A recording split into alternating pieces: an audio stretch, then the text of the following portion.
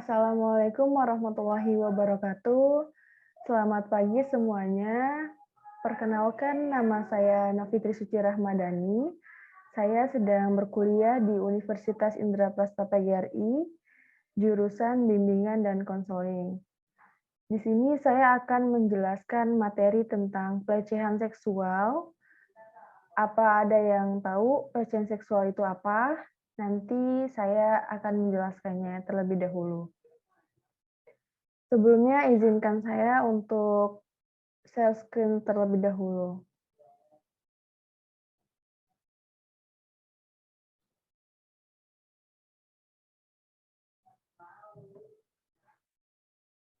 Di sini terdapat pengertian dari pelecehan seksual itu sendiri, yaitu suatu tindak kejahatan yang bisa merugikan orang lain atau bahkan menimbulkan trauma pada korban.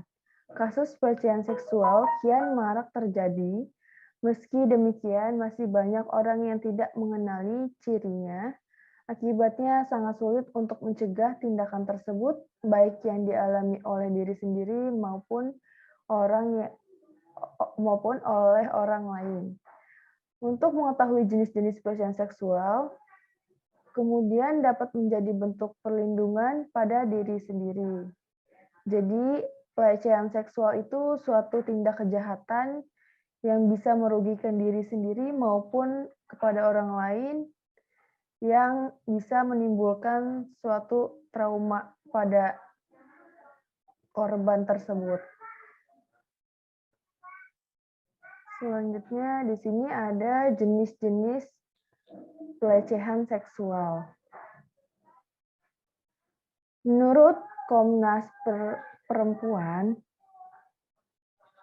pelecehan seksual sesungguhnya merujuk pada tindakan bernuansa seksual yang kemudian disampaikan melalui kontak fisik atau kontak non-fisik yang menyasar kepada bagian tubuh seksual atau seksualitas seseorang.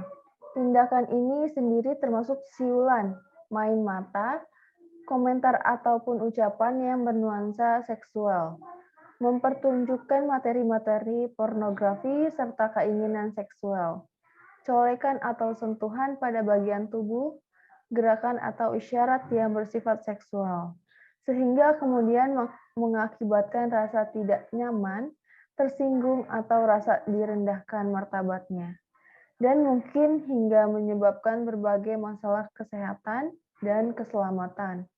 Pelecehan seksual sendiri bukan semata tentang seks. Inti dari masalah ini adalah penyalahgunaan kekuasaan juga otoritas. Meskipun pelaku mungkin mencoba meyakinkan korban dan dirinya sendiri bahwa perilaku pelecehan yang ia lakukan sesungguhnya adalah ketertarikan seksual dan keinginan romantis semata. Namun, kebanyakan pelecehan seksual sendiri dilakukan oleh laki-laki terhadap perempuan.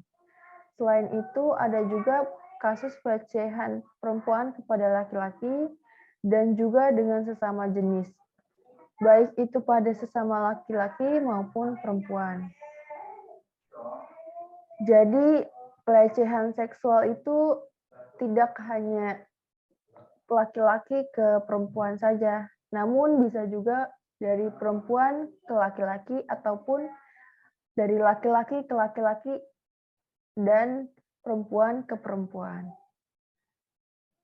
Selanjutnya, kategori pelecehan seksual sendiri yaitu ada yang pertama pelecehan gender, pernyataan serta perilaku seksis yang menghina ataupun merendahkan wanita.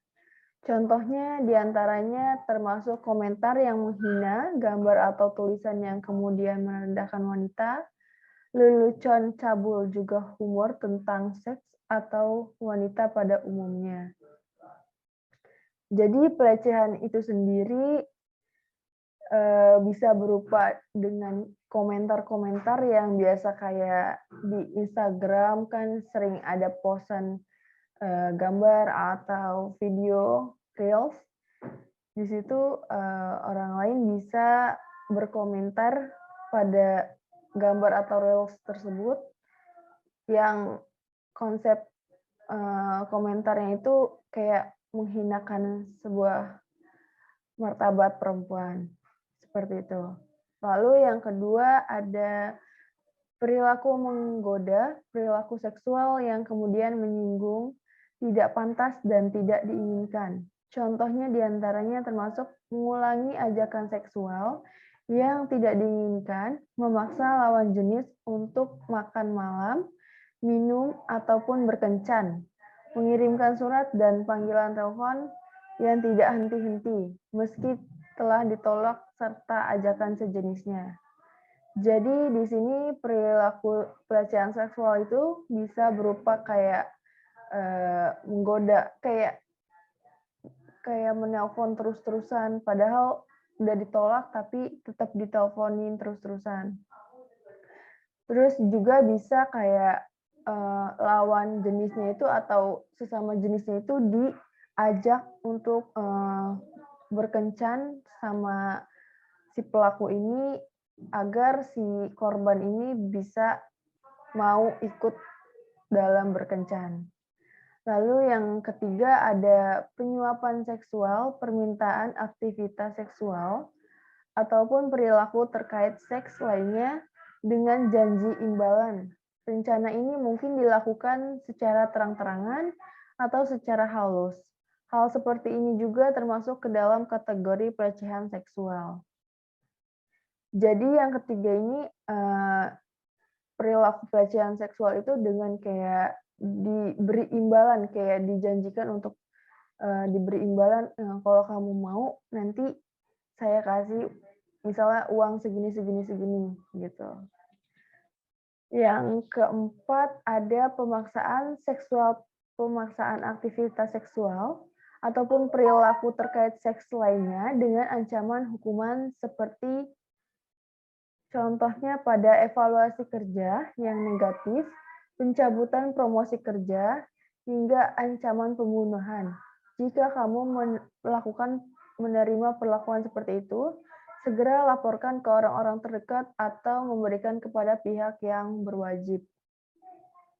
Jadi di sini perilaku pelecehan seksual sendiri yaitu biasanya seorang pelaku ini kayak memberikan sebuah ancaman kepada si korban agar tidak memberitahukan kepada orang lain atau tidak menyebarluaskan kepada orang lain, dan jangan sampai ada orang lain yang tahu si korban ini melakukan pelecehan seksual kepada korban tersebut.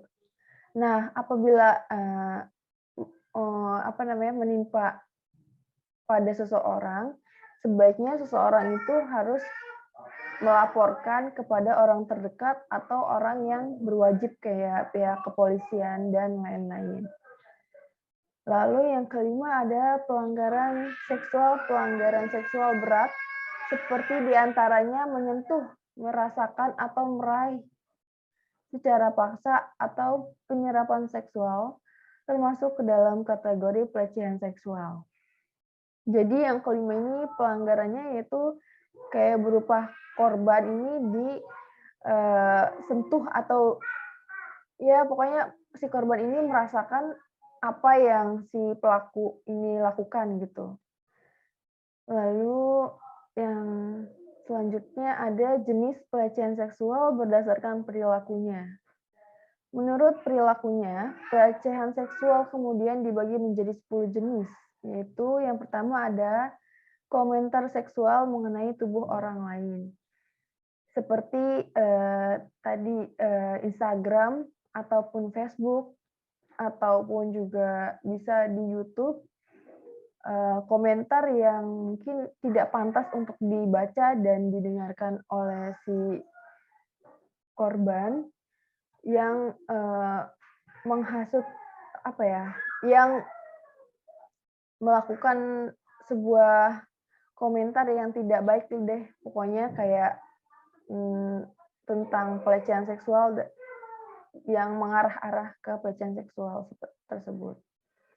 Terus yang kedua ada ajakan seksual, yaitu si pelaku akan mengajak kepada si korban agar si korban itu mau menerima ajakan dari si pelaku.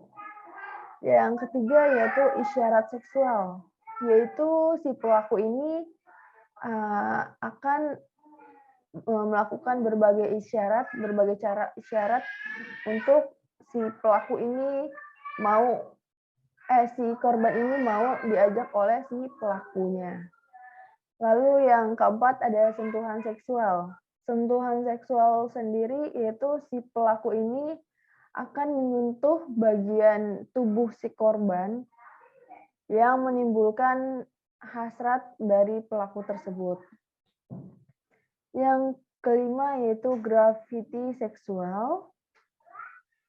Yang keenam ada lelucon kotor seksual, yaitu yang keenam itu si pelakunya ini melakukan sebuah lelucon kayak bercandaan gitu kepada si korban tentang pelecehan seksual. Lalu yang ketujuh ada menyebarkan rumor mengenai aktivitas seksual orang lain. Yang ketujuh ini si pelaku orang lainnya yaitu menyebarkan berita-berita rumor mengenai aktivitas seksual yang pelaku ini melakukan pelecehan seksual terhadap si korban tersebut. Termasuk ya orang lain yang bukan selain pelakunya yang menyebarkannya. Yang kedelapan yaitu menyentuh diri sendiri secara seksual di depan orang lain. Jadi yang kedelapan ini si korban ini mungkin karena tidak dapat untuk mengajak si korban, jadinya si pelakunya ini melakukan secara mandiri. Yang kesembilan yaitu berbicara mengenai kegiatan seksual sendiri di depan orang lain. Jadi si pelaku ini berbicara tentang seputar pelecehan seksual terhadap orang lain. Yang ke-10 ini ada menampilkan gambar, cerita, ataupun berbagai benda seksual. Jadi yang ke-10 ini si pelaku ini menampilkan kayak mungkin memposting tentang cerita atau gambar yang mengarah kepada pelecehan seksual tersebut. Selanjutnya di sini ada ciri-ciri pelecehan seksual.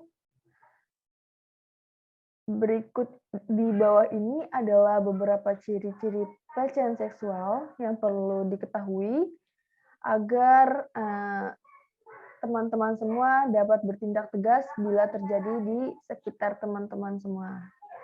Di antaranya yaitu menyentuh tubuh dengan tujuan seksual tanpa seizinmu. Bukan hanya menyentuh area sensitif seseorang, yang mencoba merangkul atau memegang tangan tanpa izin terlebih dahulu, sudah termasuk ke dalam ciri pelecehan seksual. Jadi apabila teman-teman semua itu ada orang lain, ya disebutnya si pelaku itu menyentuh tanpa seizin kamu, ya walaupun itu bukan bagian dari area sensitif teman-teman semua, tetapi itu sudah termasuk ciri-ciri dari pelecehan seksual tersebut. Yang kedua, sering melontarkan lelucon mengenai seks. Bercanda memang diperbolehkan, tetapi ada batasnya. Jika sudah mulai membuat lelucon mengenai bentuk tubuh orang lain, maka sudah termasuk ke dalam pelecehan seksual. Jadi yang kedua ini si pelakunya ini yaitu melakukan sebuah lelucon atau lelucuan lah atau bercandaan bisa juga mengenai tubuh dari si korban tersebut kayak dijadiin bahan bercandaan Itu termasuk udah ciri-ciri pelecehan seksual.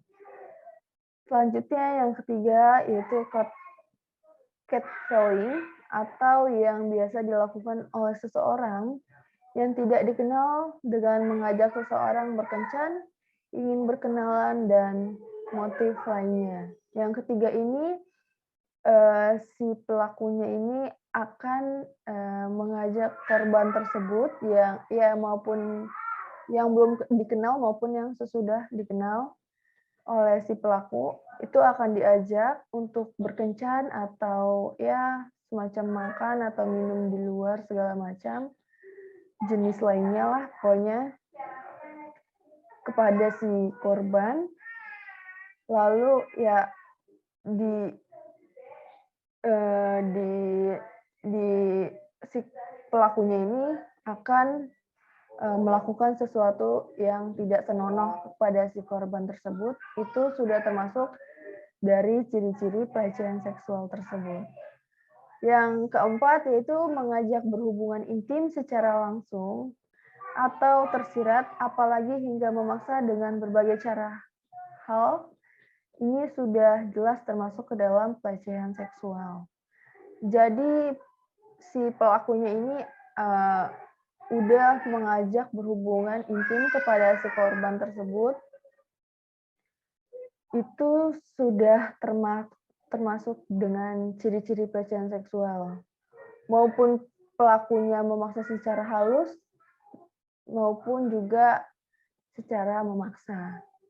Selanjutnya, yang kelima yaitu seseorang yang menempelkan anggota tubuhnya secara sengaja.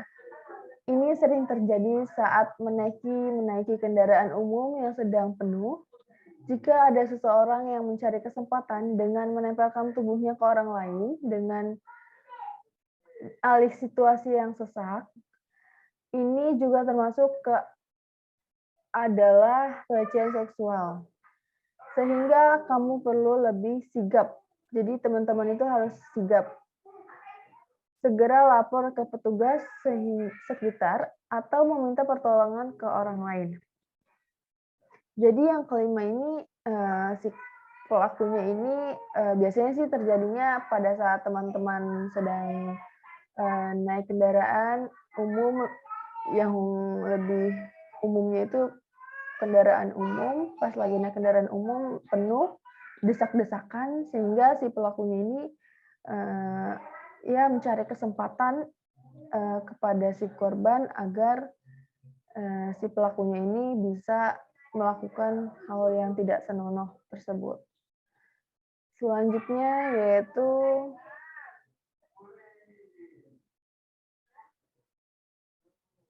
di sini ada perbedaan kekerasan seksual dan pelecehan seksual. Secara sekilas memang kekerasan seksual dan pelecehan seksual adalah istilah yang sama.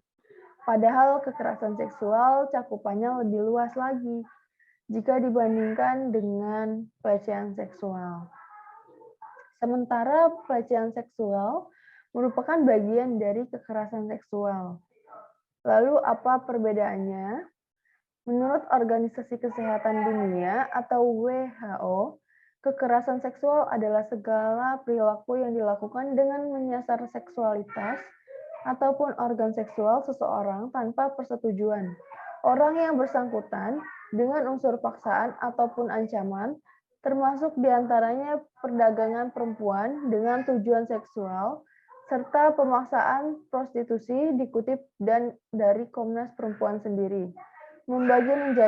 Membagi bentuk kekerasan seksual ke dalam 15 macam, diantaranya adalah perkosaan, yang kedua ada intimidasi seksual, yang ketiga ada ancaman atau percobaan perkosaan, yang keempat yaitu ada pelecehan seksual, yang kelima ada eksploitasi seksual, yang keenam ada perdagangan perempuan untuk tujuan seksual, yang ketujuh ada prostitusi paksa, yang kedelapan ada perbudakan seksual, yang kesembilan pemaksaan perkawinan termasuk cerai gantung.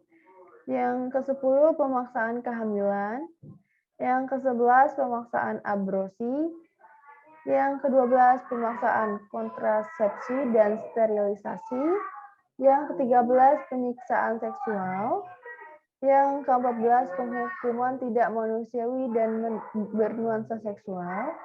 Yang ke-15 praktik tradisi bernuansa seksual yang membahayakan atau mendiskriminasi perempuan. Dan yang terakhir yaitu ada kontrol seksual, termasuk lewat aturan diskriminatif beralasan moralitas dan agama. Selanjutnya ada pelaku kekerasan seksual tidak terbatas oleh gender atau hubungan dengan korban. Itu artinya pelecehan seksual ini dapat dilakukan oleh laki-laki maupun perempuan kepada siapapun, termasuk diantaranya kepada istri atau suami, pacar, orang tua, saudara kandung, teman, kerabat dekat, sehingga pada orang yang tak dikenal. Selain itu, kekerasan seksual ini sendiri dapat terjadi di mana saja, termasuk di rumah, tempat kerja, sekolah, atau kampus. Jadi, pelecehan seksual ini terjadi kepada gender perempuan atau gender laki-laki kepada siapapun itu, termasuk istri atau suami apabila sudah halal. Terus lalu ada pacar, orang tua, saudara kandung, teman, kerabat dekat, serta yang lainnya. Yaitu bisa terjadi di mana saja, termasuk di rumah sendiri pun bisa, di tempat kerja, sekolah, ataupun kampus. Sementara pelecehan seksual Komnas Perempuan kemudian menyebutkan bahwa pelecehan seksual merupakan tindakan bernuansa seksual, baik melalui kontak fisik maupun kontak non-fisik. Jadi pelecehan seksual sendiri itu bisa melalui kontak fisik, yaitu kontak langsung kepada si korban, maupun kontak non-fisik, yaitu bisa berupa digital dan lain sebagainya. Tindakan ini dapat membuat seseorang merasa tidak nyaman, tersinggung, merasa direndahkan martabatnya, hingga akhirnya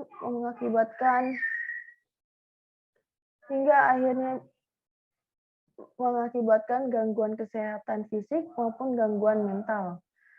Adapun jenis pelecehan seksual yaitu pelecehan jenis kelamin, perilaku cabul ataupun menggoda, pemaksaan seksual, mengajak berhubungan intim dengan menjanjikan suatu imbalan sehingga menyinggung perasaan serta sentuhan fisik yang disengaja dengan tujuan seksualitas tanpa persetujuan. Selanjutnya ada hal yang perlu dilakukan ketika mendapatkan pelecehan seksual baik di kantor maupun lain sebagainya, yaitu teman-teman semua harus berbicara secara terus terang dalam banyak kasus pelecehan seksual, terutama yang kemudian melibatkan lingkungan kerja. Pelaku pelecehan seksual umumnya tidak menyadari bahwa perilaku mereka sangat ofensif. Jika kamu adalah korban pelecehan, langkah pertama yang harus dilakukan adalah dengan membiarkan pihak yang bersalah tahu bahwa kamu menemukan perilaku mereka sebagai perilaku ofensif. Dalam banyak kasus, hal ini dapat menyelesaikan masalah. Jika hal ini tidak berpengaruh, laporkan saja ke HRD apabila teman-teman semua berada di kantor. Lalu bisa juga melaporkan dosen serta guru teman-teman semua apabila teman-teman semua masih berkuliah ataupun bersekolah. Ataupun apabila kejadiannya di rumah sendiri bisa melaporkan kepada orang tua serta orang terdekat yang berada di dalam rumah. Mungkin cukup sekian. Apabila ada teman-teman yang ingin bertanya, bisa langsung saja langsung atau bisa japri ke saya untuk melakukan, pertanyaan yang teman-teman tidak tahu sebelumnya. Mungkin saya cukupkan sampai di sini. Terima kasih. Wassalamualaikum warahmatullahi wabarakatuh.